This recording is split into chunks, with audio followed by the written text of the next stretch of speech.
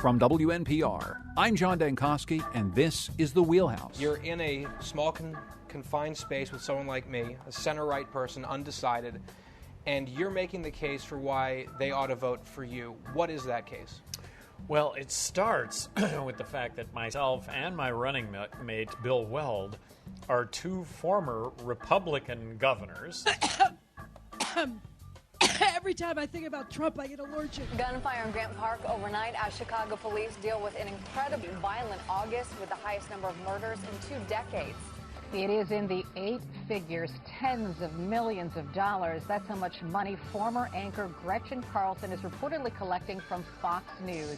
Let me say that we're here in part because we know how important this election is to Ohio. Oh, dear. Get a lozenge. A little bit of the week's news out of context today. On The Wheelhouse, you can join us 860-275-7266. Comment on our website, WNPR.org/The Wheelhouse. You can find us on Facebook and Twitter at WNPR Wheelhouse. But an awful lot of those stories you just heard about, those are things we won't really be talking about today because, there's so much other national news that you can hear about in other places like NPR. But there's an awful lot happening at the state capitol. And so we want to bring in Keith Phaneuf, budget reporter from the Connecticut Mirror, ctmirror.org. Hi there, Keith. Good morning. Daniela Altamari, State House reporter at the Hartford Courant. Hi there, Daniela. How are you? Hi. How are you? Good. And back from a week of being away, the great Colin McEnroe, the host of the Colin McEnroe Show on WNPR. Really good to see you once again, Colin. Oh, great! You must have picked up something while you're off. Hey, let's start with the Keith, with the state budget, Sure. Keith, because this is really, we almost call it the Keith. I'm down with the Keith. You're it's down a with new the show Keith. on Fox this fall. Comptroller Kevin Lembo released a report last week, the first monthly report on the new state budget. He warned about projections around income tax revenue, which he called the biggest source of revenue volatility. No surprise, especially surrounding money coming in from the financial sector. So, what all did the report say about the budget? Well, I think what the comptroller is doing is sort of letting everybody know up front. If things go bad, don't say I didn't warn you. Unfortunately, the things in this report are things that people were talking about in May, and that's not taking anything away from the comptroller. But people are forgetting that when this budget was adopted, we leave ourselves no margin for error. If somehow you could leave even less than zero margin for error, that's what we do. This budget counted on – the governor said he was going to have 2,000 layoffs completed by June 10th so we could have the full savings in the next fiscal year. To date, we've only had about half of that, and we're now 3 months in. Shortly after we adopted the budget, we downgraded our expectations for the income tax, for the sales tax, and now there's questions about corporation tax revenues. So – this budget appeared to be bleeding a certain amount of red ink before we even hit July 1. Okay, so as you said, Keith, a lot of these things we knew going in, so you're not terribly surprised. Real quick question, Danielle, why only half the layoffs? Why haven't we had all the layoffs that we expected to have? Interesting question. Keith, do you know the answer to that? It all comes down to the Keith. There's a couple things. Most of our bargain. We can talk tough about, we're going to do all these layoffs. But the fact of the matter is state government isn't as fat as people think. First off, D.C. Department of Children and Families has been under federal court monitor's control since the early 1990s. DSS is getting sued because of problems with Medicaid, because of problems with food stamps. DOT has the same amount of architects and engineers they had 6 years ago when the Program Review Committee said they can't get projects done on time and under budget. And many of our large bargaining units have contract language that says you can lay people off if you're getting rid of a program. But if you want to turn it over to the private sector, no. And all of these things make it, it's easy to talk about layoffs. It's very hard to carry them out. And the unions have also said, that some of the layoffs that have taken place, certainly in the judicial branch, have unfairly targeted sort of the lower level folks and not, the middle managers or the upper folks. They've said that, across the board, it's been kind of unfair to them. And the bitter lesson of this might be that layoffs weren't really the right answer. For all of the reasons that Keith and Daniela have said. You can lay your way off or lay off your way. I can't even talk anymore. I lost my power of speech up in Maine. You can get a little way out of this hole by laying people off, but you can't get all the way out of this hole by laying people off. And at a certain point, you do hit this critical snapping point where your ability to deliver significant state services is deteriorating to a point where you're creating problems that you're going to have to deal with down the road too. And I don't know. I keep going back to the fact that probably it made more sense to try to work with the state labor force, which is notably recalcitrant about this kind of thing, for across-the-board reductions in salary and benefits, because now otherwise it becomes this kind of all-or-nothing thing. If you don't fix it across the board, then you have to start laying people off. And then you start running into these roadblocks. Some of them are contractual, and some of them are practical, and some of them are the result of court monitoring.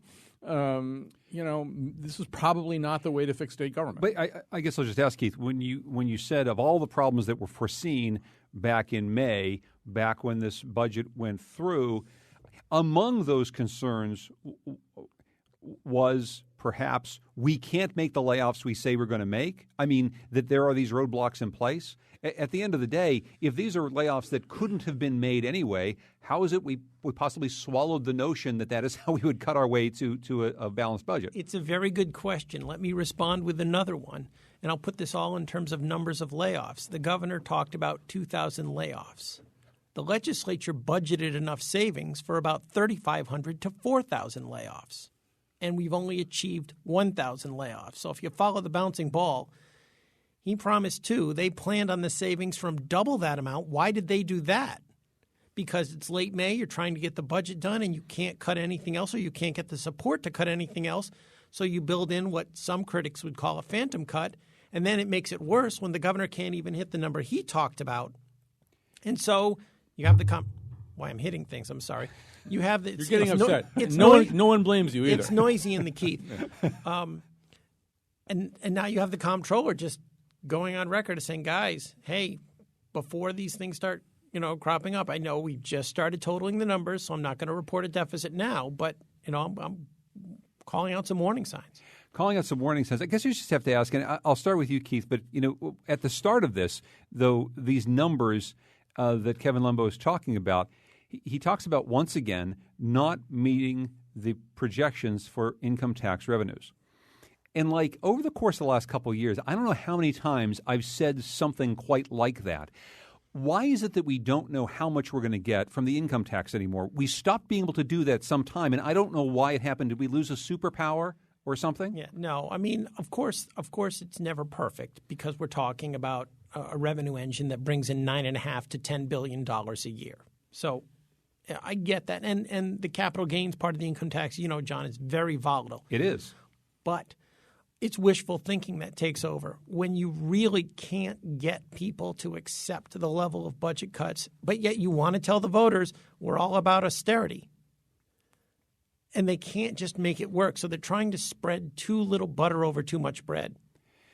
Colin? Well, I mean, another hint would probably be that it's rarely the other thing, right? It's rarely, wow, it's coming in a lot faster than we thought. I'm not saying that never happens, but I mean, it's the percentage. Not since 2008. Yeah. So, I mean, that should tell you something, right? I mean, it's pretty easy to diagnose the disease right there. But I will say that another piece of this, Daniela, is just that not only do we not seem to know anymore how much money we're going to get from the income tax, we don't have any real structural way to budget year on end. We're not exactly sure where the money's going to come from in the future as we look into another legislative session that is going to come right after another election in just a couple months here. I mean, what do we see? Is there anybody at the state capitol talking about this particular problem that we're outlining right now and how we might fix it? Well, there's a couple of things. I mean, first off, I think everybody continues to still be surprised at the slow pace of the recovery here. There's still so many people who aren't working or aren't working full time, so I'm sure that factors into the income tax issue. And then, I mean, Keith is right. These are these folks are politicians, so they're not necessarily used to taking the long view. And all you have to do is come up to the Capitol in the last few days of the session to see it in action, where there's just, crazed panic. Let's patch this hole and throw this number up. And, yeah, maybe it's not based in reality, but it'll get us to midnight on closing night of the session. That's really kind of the mindset over there. And a thing to just remember, Colin, is when we talk about all the various rosy projections of how the economy was going to recover that have been made since 2008, none was perhaps rosier than Tom Foley, who assumed that the economy would be even better than it was. So for as much as we may say that Ben Barnes and Dan Malloy haven't exactly gotten the numbers right as far as how much we're going to be getting from income taxes and how much the economy is going to recover, the other guy thought it was going to be a hell of a lot better than this. Yeah, I don't know. I can't summon a lot of animus in my heart for Tom Foley right now. I don't think he's the author of our problems. But, what we are seeing is this kind of alarming China syndrome where these problems are beginning to build on one another. They've been doing that for a long time. So you've got an economy that's not responsive compared to, say, Massachusetts and New York, which are, pretty easily comparable in neighboring states with, similar kinds of economy. So it's not bouncing back at that level. And meanwhile, you can't, under those circumstances, impose more tax burdens on a struggling population. Meanwhile, services start to deteriorate. Services that deteriorate tend to create more problems. In other words, you remove the people who are doing direct services at CTJS, the youth prison. You start maybe talking about even closing that place, even though it's become a pretty good deliverer of services to a population who needs them. They're going to create more problems down the line. Some of the programs that we have that amount to interventions or attempts to get a handle on a problem before it becomes a bigger problem, and we can look at this across state departments. As you begin to cut those and eviscerate those, you're buying more trouble down the road, too. There's more services you're going to have to deliver a few years out. Well, and I'll ask you, Keith, in terms of people actually looking at things, I asked Danielle about this. Is anybody trying to grapple right now with this problem? There are people at the state capitol trying to grapple with, say, the state's spending cap. One of the questions is, how much exactly are we allowed to spend? The spending cap is this kind of mythical idea. What are people finding as they consider the state spending cap? They're finding that Connecticut is up the creek and there is not a paddle anywhere in sight. The problem is you're so rosy. Yeah, you can't avoid the fact that over the next 20 years, Connecticut is going to try to make up for 70 years of inadequate savings for pension and retirement health care benefits. It is a massive bill that is coming due. And by the way, unless the unions give us permission for the luxury of passing off a portion of that burden to our kids and grandkids, it's going to be a bill that grows faster than any economic growth, tax increases, and budget cuts combined can smooth out. So when you look at that and then you say, well, I'd really like to limit growth at 1.5%. I say I really would have liked to have a mini bike when I was 10, but I found life was filled with disappointment. You're going to find that people are looking at it and then they're talking in terms of political positions, but nobody's been able to reconcile those positions with the math. Well, one of the other ideas that have been floated for quite some time now, Daniela, is the idea that maybe just the way the state works doesn't make a whole lot of sense. Maybe if towns could get together and regionalize and have different sorts of government structures, things would make more sense. And so the Connecticut Council of Municipalities has announced the formation of a state-local partnership panel to, quote, find ways to ease burdens on property taxpayers, diversify local options to raise revenue, and deliver services regionally. This is something that was trumpeted for quite some time by the outgoing Speaker of the House, Brendan Sharkey. Are we looking at more ideas around regionalism, whatever the word is, this upcoming legislative session? That's been, for decades now, that's been the answer. Well, we'll regionalize, and it's very, very hard. Keith and I both covered local communities in Connecticut, and that independence runs very, very deep. And these are, in general, all these towns in Connecticut are fairly small compared with other, places in the country, and they have a really strongly defined sense of themselves. And the idea of regionalizing even, dispatch services and things like that, has taken a long time to really take hold. So, as far as, the really costly things that government provides, like education, again, good luck with that. Sharkey, one of the things he was big on is, as you pointed out, regionalization. And I remember going to one of the meetings and it was just the idea of regionalizing, school calendars or making them uniform. And that was just such a tough nut, that alone. We'll call that small R regionalization. I mean, the thing that you weren't here for last week, Colin, that we touched on a little bit is the big R regionalization that Luke Bronin and people in cities like Hartford are saying is, look, we bear an awful lot of burden that the outlying towns that partake in some of our services should be helping us pay for. Is there an argument to be made that even if we're not going to be able to share school bus schedules the same way between two outlying towns, that maybe we come to the table around something to fix some of the problems of the city of Hartford by getting the surrounding communities to help more? I think it's a difficult political sell, and for all of the reasons that Daniela just said. I mean, it's difficult to get people motivated to do even solutions that amount to nibbling around the edges of the problems that all municipalities face. And, of course, the problems that Hartford faces are gigantic. The things that you would really have to do, first of all, would take a long time to implement and cost money to start up. I mean, let's say you wanted to regionalize, say, fire department services, which probably actually makes a little bit of sense. But that's first of all, a very tough sell for all the reasons that Daniela just said. I covered a small town, too, 82 decades ago, and so I know how independent they are and how reluctant they would be to consider something like that. And then to do it would cost money. I mean, at a time when there isn't a lot of money to spend, you'd have to spend money on regionalization and then reap its rewards gradually over time. So for Hartford, which is in an emergency state right now, I mean, I think it's in a state of fiscal emergency, it's a great long-term solution if you could get anybody to go along with it, I think, which is going to be very difficult. It's not a good short-term solution. I mean, maybe you can regionalize some purchasing functions and stuff like that. I mean, it just seems like it makes really basic kinds of sense and actually leverage greater purchasing powers. Maybe short-term you can do something like that. It's not a big fix. The one other thing I'll say is that the only reason that this new panel exists or that this new initiative exists is because they're scared. They're scared because their state municipal aid is going down. And ideally, if the legislators had any backbone and weren't beholden to the precise constituencies that are affected by this, they'd really put a gun to people's heads and say, you're not getting any state aid unless you show efficiencies at a regional or county-wide level. You won't get any money at all. Your money is tied to becoming more efficient and becoming less idiotically dependent on this 169-town notion of what the state is. Unfortunately, the people who would have to say that are precisely the people incapable of saying that. Just quick add, I love when Colin said it's a difficult political sell. Part of the reason is because right now the Capitol is still sending out mixed messages. They are still trying to leave people with the idea that this big bill is not out there. I'll just give you a few quick examples. The last gubernatorial campaign, everybody and his brother was promising tax cuts. Some of them had already been adopted before the election. After the election, no change in the deficit, but that big deficit is there, and all these tax cuts are canceled or suspended and replaced with tax hikes. And people felt like, well, that's bait and switch. Then they offer us a big transportation initiative, 30 years. Most people don't know 25 years of it still is not funded, and the sales tax money that was supposed to cover the first 5 years now only covers 3.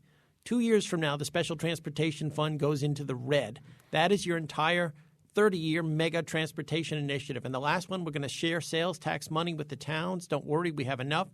This year was the first year the towns were supposed to get a big chunk, about $250 million.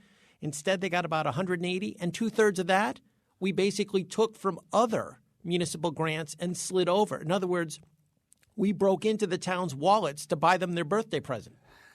Okay, so given everything, with those false expectations, though, people don't want. How are you going to sell something and tell people, look, we're really in tough times, when you keep saying no, those tax cuts, that sales tax money, that new Hartford viaduct is just right around the corner. It's not. What Keith is saying is that our government is the worst drunk stepdad ever. They don't manage expectations at all. Oh, okay, so given all of this, why would anybody ever want to go into the legislative or executive branch? Well, maybe, just maybe, because you might find a cushy job at a quasi-public at some point. When we come back, we'll be talking about that and more with Keith Fanda from the Connecticut Mirror, Daniela Altamari from the Hartford Courant, and Colin McEnroe, the host of the Colin McEnroe Show on WNPR. This is The Wheelhouse.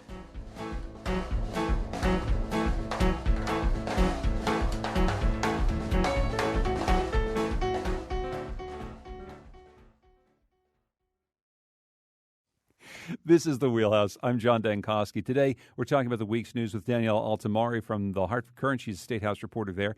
Keith Faniff is the budget reporter at the Connecticut Mirror. And Colin McEnroe is host of the Colin McEnroe Show on WNPR. Pray tell, Colin, what is on your show this afternoon? We have the perfect segue from Keith Faniff talking about the budget. We're doing a show about horror.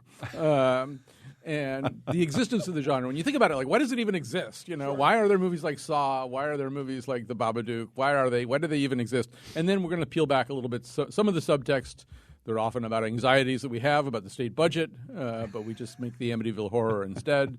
Also talk a little bit about gender in horror movies. I'm glad you mentioned The Babadook. That is a scary movie. Yeah. That is an actual scary movie. So I hear. That's this afternoon at 1 o'clock on the Colin McEnroe Show. Very quickly, before we turn back to some more interesting state news, Daniela, you had written about a few Connecticut members of the congressional delegation who helped to stage the sit-in on the floor of the House. They're now waiting for their punishment. Of course, Republicans control the House. So what's going to happen to, like, Elizabeth Esty and John Larson? Well, we may find out this week. Republicans are definitely saying they're gonna be some consequences for the behavior, and I think the Democrats are kind of like, we know we violated the rules, and you know what? If you punish us, that's another round of headlines and another big push for our cause of bringing more gun control. What would punishment look like? Is it standing in the corner for a certain no amount of time? TV privileges for you, it young no lady? TV? Is it you go to your room without your dinner? What is it? I'm not really sure. I mean, they the Freedom Caucus, which drives. And I'm just going to ask you to stop. The group that is going to punish them for speaking out on the floor of the House is called the Freedom Caucus? Well, that's the most they're the ones that are pushing for this. They're the ones that are sort of driving. The Freedom Caucus. Okay, so please continue, yes. So, supposedly, it's one of their first things on their agenda when they come back to Washington, which they did yesterday, so we'll find out. But I know Representative Esty and Larson are waiting. My sources tell me that John Larson will not be allowed to play Halo for a month. All right. Just don't take away his bocce tournament. Oh, God. So there you go. So we'll definitely be watching for that. Now, back to the state. Ann Noble resigned last Tuesday. She was president and CEO of the Connecticut Lottery Corporation. She'll be staying on as a senior advisor and getting quite a nice package on her way out. This comes from the Hartford Courant. Noble, who owns $206,000, will remain as CEO until September 22nd. After that, she will stay on as a senior advisor to the lottery board at the same rate of pay. And then at that point, she'll be fully vested for state retirement benefits. Here's Connecticut Lottery Board Chair Frank Farraker talking about Noble. I think Ann's legacy has been to turn the Connecticut Lottery into a very significant source of revenue for the state, and especially in these times that we have created such a positive legacy. We're such a strong lottery, not only for the state, but nationally as well, trendsetters in so many different ways. I mean, she's certainly going to be remembered for a long time for that innovation and for moving the lottery, as she said, into the next level. As she serves as this independent consultant, she'll get a rate of about $25,000 a month. She'll also receive a previously scheduled $21,220 incentive bonus in October. Very quickly, Daniela, is this the way it's supposed to work? Well, some people would argue that is the way it works in state government. Whether it's supposed to work that way, we're not sure, but there's certainly precedent here. Colin? Oi. I mean, apropos of our horror show, this is the point where my head, a la Linda Blair, spins 360 degrees around and I vomit pea soup. Unfortunately, CTN is not here today. Yeah. You cannot see this. Right. So, this is and isn't state government. Let's start there. This used to be a state agency. Mm-hmm. In 1996, it was turned into a quasi-public. The reason it got turned into a quasi-public really is so they can do stuff like this, so that whatever minimal rules against largesse and insanity exist within the regulated confines of state agencies. And they are, as we've sort of effectively established earlier in the show today, not great. Those go completely out the window here. So, I mean, everything about this is crazy. The notion that Ann Noble has to be kept on while they find her replacement flies in the face of the history of finding people's replacements. I mean, if you had to do that every time, it would be kind of unworkable. So that's one of the rationales that's exhibited. The idea that she's done a great job, I don't know whether that's true or not, but let's face it, this is a monopoly. This is a quasi-public agency that has a monopoly on a kind of business that people used to kill each other to get a piece of, back when it belonged to the underworld. So the notion that you couldn't do a good job running an agency like this is a little bit fanciful. So I'm very unsympathetic to all this, certainly at a time when the kinds of budget constraints that we're talking about, which somehow or other do trickle out and connect, in a tiny little way with these quasi-publics. The idea that there's money to throw around at crap like this is absurd. Well, there's money to throw around, Keith, and including the money. So there's a $21,000 incentive bonus. An incentive bonus suggests the sort of thing you get at a private company. And a private company is sort of what a quasi-public is, but it's also kind of a public company. A public place, like, the state government, is the sort of place where you get lifetime state retirement benefits. And that's sort of the crux here, isn't it? That we somehow created a system by which people can both get everything that you get from being a state employee and get a lot of what you get from working in the private sector all at the same time. And it's for selling $1 scratch tickets to people. Yeah, a quasi-public is supposed to be the best of both worlds, but it's supposed to be the best of both worlds from the perspective of the taxpayer. Mm-hmm. I should say, yes.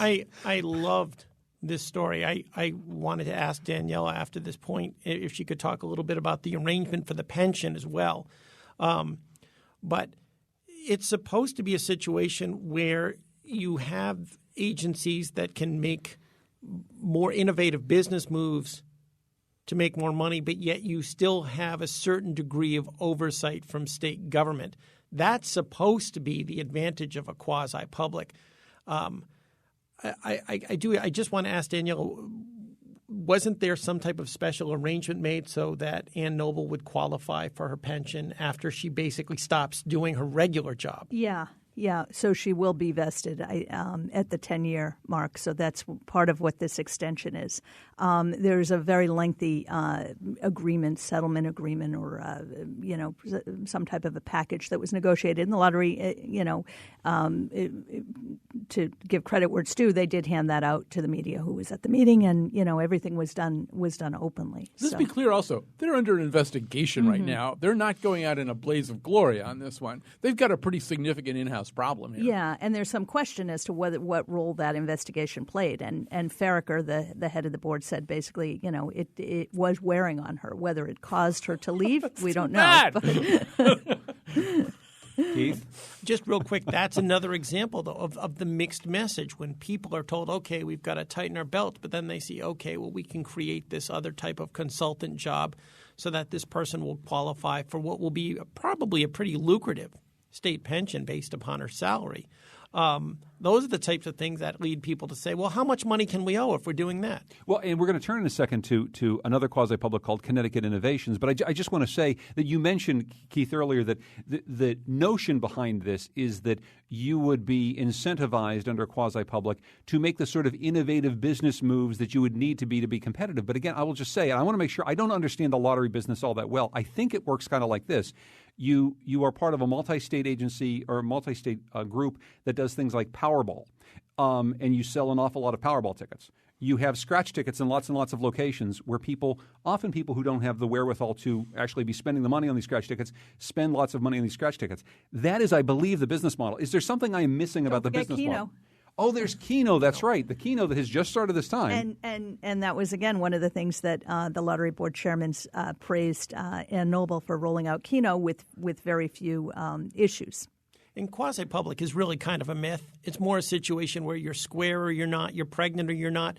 You're still created by the General Assembly, so whatever they create, they can disintegrate. Can I say one thing about that, too? Equally reprehensible are the responses from state government, because Keith's right. I mean, this it is a state. She's qualifying for a state pension right now. Yes. You couldn't do that if you worked for Subway. So these people, they work for the state. It's a quasi-public, but it is a state agency. And then you get Malloy's office going, well, we don't really know anything about this. We don't, their response was kind of, well, this is like a quasi-public, so there's really nothing we can do. And then Bob Duff is going, well, it's the first time I've ever heard about that. Well, you know what? You should all be thrown out of office. If you can't get a handle on this, this isn't a bunch of Martians. These are people who are effectively working for the state of Connecticut. They are beholden to and should be responsive to the taxpayers of Connecticut. And if you, the governor or the majority leader or the speaker or whoever you are, if you can't throw a lasso around this thing, you should be driven out of office and look at somebody who can. Yeah, and they're subject to the state auditors just like any other department. So there is actually information out there for people who want to follow them. Legislators who care get these audits. Let's turn to another quasi-public agency. Connecticut Innovations has given a $75,000 consulting contract. Budget's looking pretty good now. Connecticut Innovations has given a $75,000 consulting contract to a former legislator who, John Lender noted in his current article, was a school teacher and administrator. He's never worked in business. Here's a little bit from John Lender's article. CI, this is Connecticut Innovations, hasn't had a lot of extra cash to throw around lately. It laid off 19 people in 6 months before retaining Gary LeBeau. So here's a question. Does it turn out that CI, the state's economic development engine of the future, is really made with spare parts from the old political patronage machine? John seems to be answering his own question there. But this is another fascinating John Lender piece in the Hartford Courant, Daniela. Yeah, and, it does. It raises a lot of questions, this idea that state government is this patronage mill. I mean, another Lender column we had a couple weeks before was about the two kids who, got these jobs. I mean, it's just, it just reinforces and builds in a real sense of cynicism. As Keith had pointed out, we're in dire financial straits. There's a lot of issues. There's a lot of pain from, the parents of developmentally disabled adults who, can't find care for their, aging children to, all kinds of, cutback, state employees losing their jobs. And yet then we see examples like this and the lottery and the kids and all this stuff. And it just feeds this cynicism. And again, this is Gary LeBeau, former state legislator. I know that you've co-authored some legislation. Some legislation together, Colin. I'm going to have to break ranks with Gary on this one. I mean, once again, this belies the whole notion. One of the things that you'll hear the quasi-publics or the people defending the quasi-publics, I should actually single out my good friend and colleague Kevin Rennie for having supported, as a state legislator, the conversion of the state lottery agency to a quasi-public. I think Kevin would take that one back right now. But when they defend it, they say it's more like a corporation. Well, it's not like a corporation because, in fact, Gary LeBeau could not show up on the doorstep of a corporation, have a meeting, and get a $75,000 contract to do God knows what. Basically, as far as I can tell, kind of introduce people from Connecticut Innovations to people in government, which should seem to be a pretty – I mean, isn't that what Connecticut Innovations does in the first place? So I don't understand it either. The optics are just terrible, and it also reinforces the pattern, which we've seen lots of times, of these quasi-publics being parking spaces for former legislators. This is not the first time this happened. We know it's happened a lot at CRRA, for example, and that's obnoxious and offensive too. I mean, this should not be a career extension plan for former state legislators. And then when you go to the unions and you say, look, I need you to take a pay cut. I need you to pay more for your health insurance. I need you to weaken your pension. And you're like, and by the way, we also are not going to be raising taxes because we're in a period of austerity.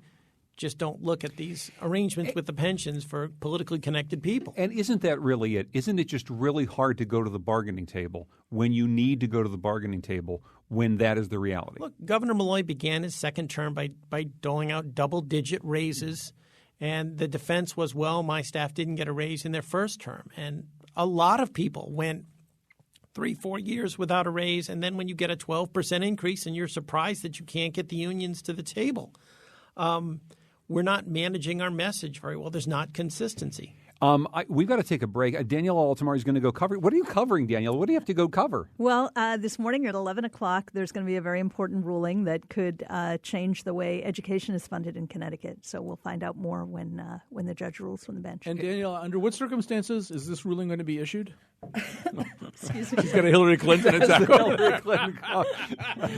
It's contagious. The judge will be announcing his ruling from the bench this morning, and this is like TV cameras there. TV cameras, and it'll be on CTN for those of you who are interested in watching at home.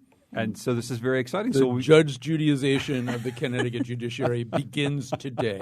I want to thank Daniela Tamari from the Hartford Courant. Thanks so much, Daniela. Thank you. When we come back, we're going to talk about why we're going to be paying more for insurance. Oh, great. More cheery news. And we'll also be talking about new dog biscuits coming out of Danbury. That's coming up next in the Wheelhouse.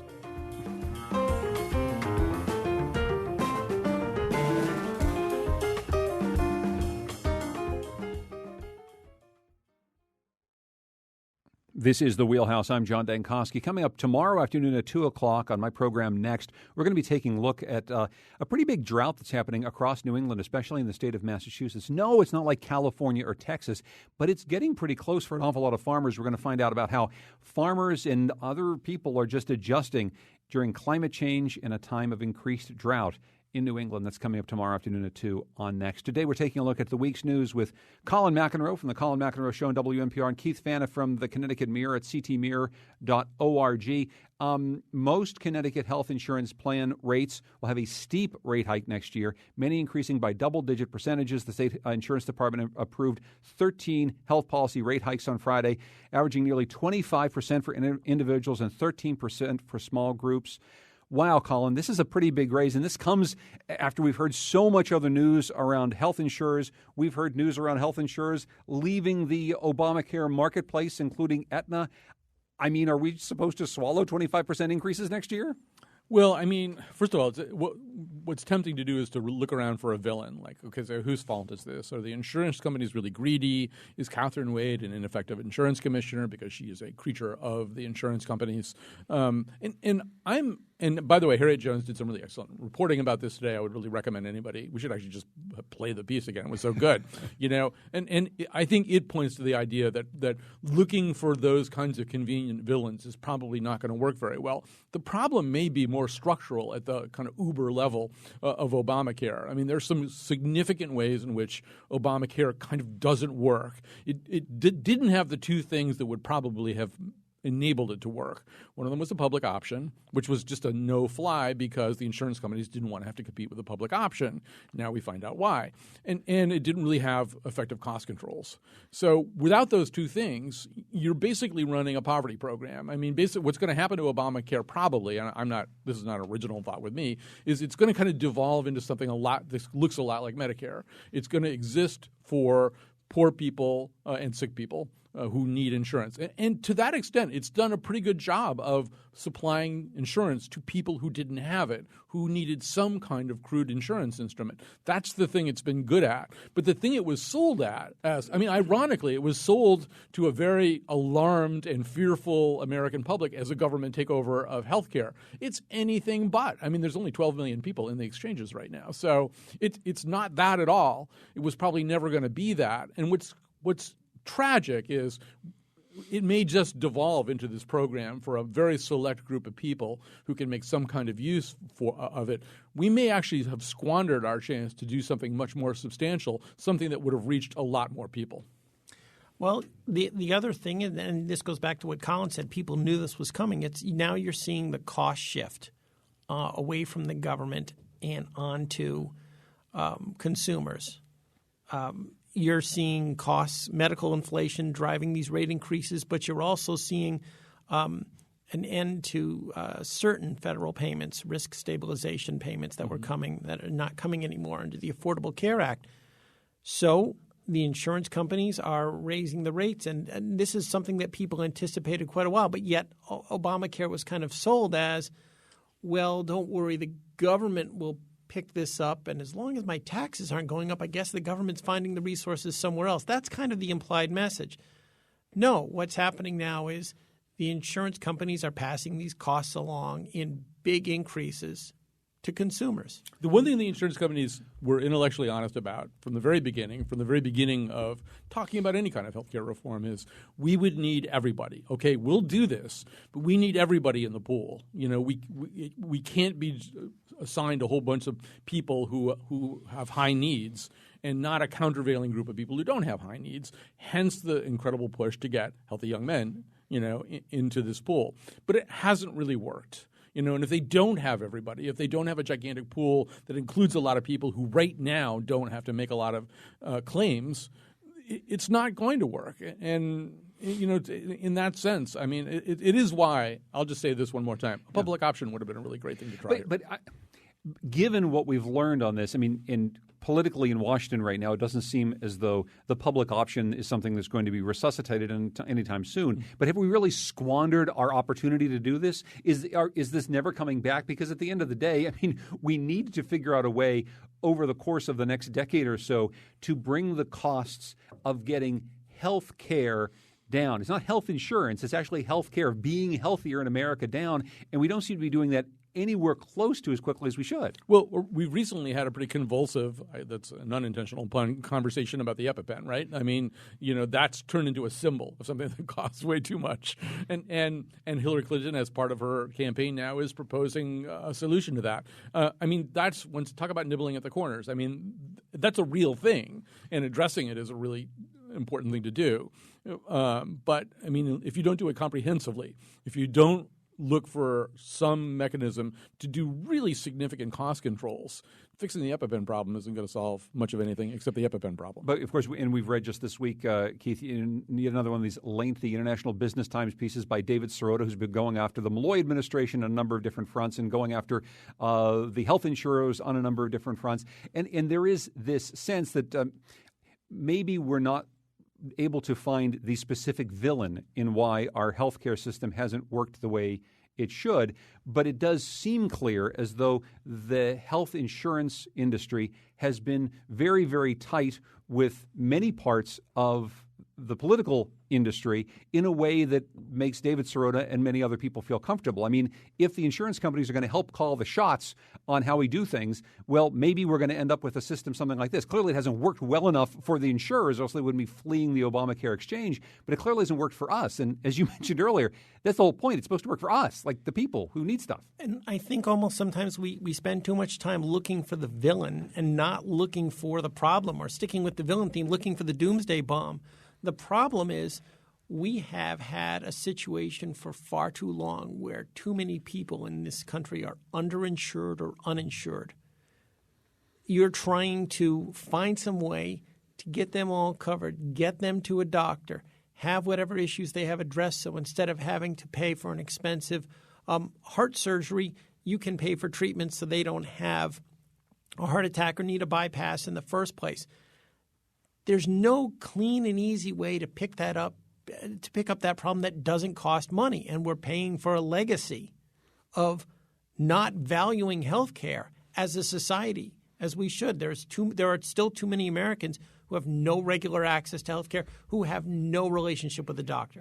As people may have heard, though, of course, this morning on Morning Edition, Colin, there is a big lawsuit in Canada, though. I mean, people are waiting an awful long time to get health care, and there's some thought that the Canadian system of this kind of Medicare for all that many people have proposed here for the United States really doesn't work, and that case is, really the example of why not. Yeah, well, first of all, there isn't any perfect system. By and large, the Canadian systems work pretty well. And I haven't followed the policy closely enough over the last 3 or 4 years to know whether it's deteriorated. Of course, there are going to be instances where people are waiting too long for things, and you don't want that. You want to control for that. I mean, certainly when you compared that with what we had prior to Obamacare, where people were just basically dying, because, in fact, they couldn't get treatment they needed. They weren't waiting for the treatment. It just wasn't ever coming. So, I mean, you want to step from that at least a little bit closer to a system where you can get the treatment. But, just to the point that you're making, some of the stuff Sirota's turned up is, it is disturbing.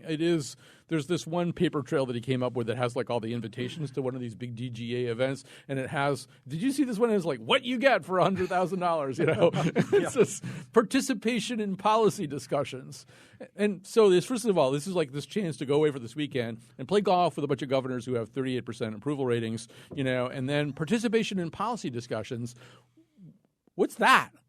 What kind of policy discussions are you participating in for $100,000 at your golf weekend? I mean, the forces that created the Bernie Sanders rebellion and the Donald Trump rebellion are right there on those pieces of paper, right? Well, the thing that people are really upset about in this country right now is this notion that, back to Keith's point about quasi-publics, that these things don't exist to function on behalf of the taxpayer, that there's a whole bunch of people, very powerful interests, who intersect with the public sector and who can milk it like a cow and get all kinds of things that they want out of it. And then the dregs, what's left, goes to the taxpayer. And that's why you have angry Trump supporters and angry Sanders supporters saying, I don't even know that this guy, Donald Trump, could do anything. But I'd just be happy to see somebody burn this system right down to the ground. Well, and I think part of it, too, it's not just milking the system, which we always knew was happening, Keith, but in increasingly brazen ways. The stories we told earlier about quasi-publics and people getting these lifetime pensions and these big bonuses, things like, $100,000 gets you a policy discussion with the state governor. I mean, these are indeed things that are coming as close as possible to just shoving it right in people's faces. So there's no surprise that people are going to be fairly upset. It seems like the history of government is it's very slow. It's reactionary, but it's a very slow reaction. And I just think you're going to see over the next few years, as the bill comes due, as despite whatever you promise, your taxes keep going up and your services keep going down, you're going to see a public more tuned into this, less tolerant of it, and then the politicians will have to adjust and react. Okay, so given you mentioned Bernie Sanders and Donald Trump, some of the revolutions that have been happening this week, now we see this week both Gary Johnson and Jill Stein are officially on the Connecticut ballot. I mean, I don't know what it means necessarily, Colin, but these are a couple of viable options now for people to vote for in November. Yeah, I mean, keep in mind, I just got back from Maine where Paul LePage was elected to a second term. I mean, Paul LePage is like a dysfunctional idiot. And one of the reasons he got elected was there was a three-way race. And so there were sort of two anti-LePage opponents that helped him win an election he might not otherwise have run. So people should always remember things like that before they get really excited. And I said this a few weeks ago, but I don't think that these are impressive candidates. I mean, Jill Stein is a kook. And, the idea that the Green Party can't come up with somebody a little bit more substantial than her it's a discredit to the Green Party. And Gary Johnson at least has some governing experience. So does his running mate, Bill Weld. I don't know. I listened to the David Remnick interview with him on the New Yorker Radio Hour. With Johnson, yeah. Yeah, with Gary Johnson. Which I get to hear on my way to church. And like at one point, Johnson just started yelling at David Remnick about guns. He was just like yelling, and he really hadn't been provoked in any significant way. He just started screaming about guns. And I'm thinking, I wouldn't find this particularly reassuring if I were thinking about voting for Gary Johnson, which I'm not. Okay, so we just have a couple minutes left. And Colin, we have a really interesting story this week. The man who brought you awkward hip-hop dialogue on Twitter, the mayor of Danbury, Mark Boughton, has his own dog treats? Right. So the gubernatorial field for 2 years from now is beginning to sort itself out, and we know that Mark Boughton, would be one of the lead dogs in that dog pack. Nice. And it turns out he's getting his own dog biscuits from Stu Leonard's. Stu Leonard's noticed, I guess, the grocery store chain in Connecticut noticed that Mark, in his almost obsessive use of social media, is often posting pictures of his dog, who I think is named Ellie. And so they an in-house, almost artisanal dog biscuit that includes Wisconsin cheddar cheese and all kinds of other lovely things. Couldn't have found Connecticut cheddar cheese, but fine. So he's got now his own dog biscuit named after him. Take that, Themis Claridus, Peter Lumage, Tim Herbst, etc. So I suppose that's something. Any last thoughts for you, Keith? Anything interesting in the news that we haven't talked about? No last thoughts. Every thought. I can't top that. I'm sorry. Anything I say is going to come up horribly short.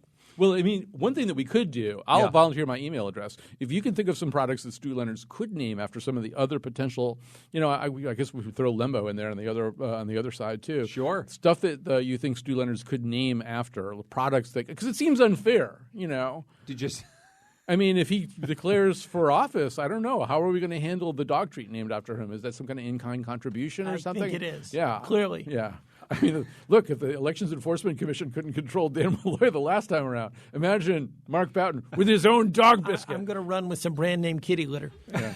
Okay, so I just have to say, there's something that I've been thinking about that's a big news story back where I come from in Pittsburgh this weekend, but it actually has a UConn tie-in. UConn has been talking about joining the Big 12, and the Big 12 is one of these conferences that got blown up because of all of the conference reshuffling and realignment over the course of the last couple of years. A lot of traditional rivalries went away, and rivalries in a lot of ways is what makes college sports something that we care about. You play the same team every year, and even though the players always change, the uniforms stay the same, and the people can root against the other team.